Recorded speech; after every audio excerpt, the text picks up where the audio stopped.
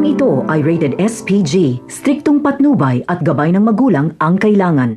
Hindi rin maintindihan kung ano ba talaga ang gusto ni Santino. Kung dati ay siya mismo ang nagtutulak kay Marites na ito para ng pang-aabuso ni Rigor, pero ngayon ay galit na galit siya kay Marites dahil umalis umano ito at iniwan sila.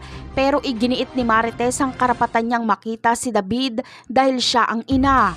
Kaya maiintindihan nito ni Santino kaya pinapasok niya si Marites. Samantala, sa pagkikita ni Rigor at Marites ay nagkagulo na. Papatayin kasi ni Rigor si Marites, pati si Mando ay nabugbog ni Rigor kahit umaawat lang siya. Hindi nakatiis si Tanggol na makitang sinasaktan ni Rigor si Marites kaya hindi siya nagpaawat at uupakan niya si Rigor. Mabuti na ring nagkaharap-harap sila dahil masasabi ni Tanggol kay Rigor na si Miguelito ang pumatay kay David. Sa pagkakataong ito ay muling mabubuo ang pamilya ni Rigor. Kumpleto sila, si Marites, Santino, David at nandyan rin si Tanggol. Pero sa burol nga lang ni David ito nangyari. Sa tulong ng mga tambay ay maaawat nila si Rigor at hindi nila ito pakakawalan hanggat hindi nakakaalis si Tanggol at Marites.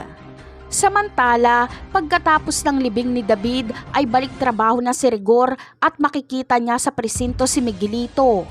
Dito ay galit si Rigor na kukumprontahin si Miguelito kung totoo ang sinabi ni Tanggol na si Miguelito ang pumatay kay David.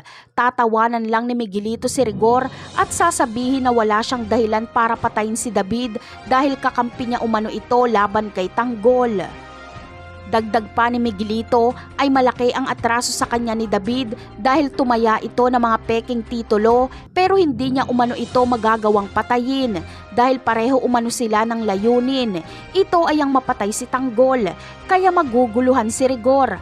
Balik na naman kay Tanggol ang kanyang sisi. Ipapayo ni Mando na mag-imbestiga muna sila para malaman kung sino talaga ang nagsasabi ng totoo. Napakarami pa nating dapat abangan sa mga susunod na episode. Paalam!